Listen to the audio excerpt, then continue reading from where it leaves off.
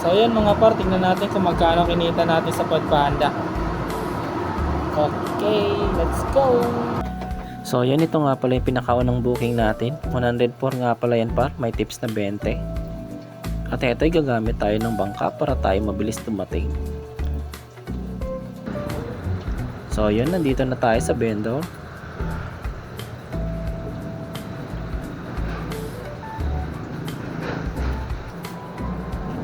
Okay. Ito nga pala par, nakuha na natin yung pagkain ng customer.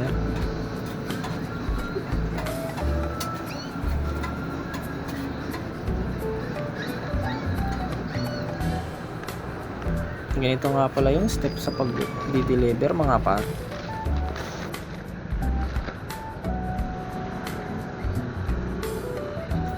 At heto na nga, gumamit ulit tayo ng bangka para tayo mabilis dumating. So yun, nandito na nga tayo sa customer.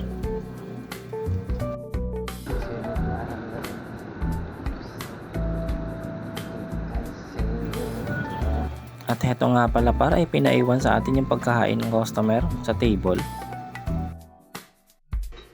Heto nga pala yung pangalawa nating booking. Heto nga pala pa yung papis. Ayan. Heto nga pala pa yung pagkain ng customer. Ito i-deliver na natin mga pa. At heto na nga, nabigay na natin ang pagkain sa customer mga par. Ito nga pala par, pinasukan tayo ng booking. 20 pesos nga pala yung tips ng customer. So yun, ito nga pala yung pagkain ng customer. At ito ay i-deliver na natin mga par. Tokyo nga pala ito. Hey, baka Tokyo yan. At ito nga, dumating na tayo sa customer. So yun, ito na yung 5 hours natin kinita mga par. Ito nga pala par. Peace! Ito nga pala par, yung kinita natin na 5 hours, 588 nga pala yan par. So goods na yun mga par. Ito nga pala yung pang-sampu natin yung customer. At ito na nga, nakuha na natin yung pagkain ng customer.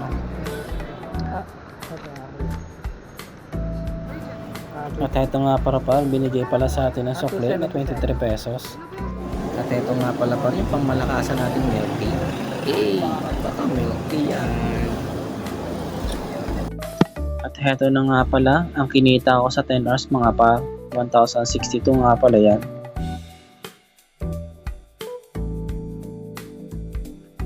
At ito nga pala para sisingit ko nga pala pa yung kinita ko noong July 31, 1,202 nga pala yan mga pa. At heto na nga, magde-deposit tayo sa Cebuana. Baka Cebuana yan. Salamat nga pala sa panonood.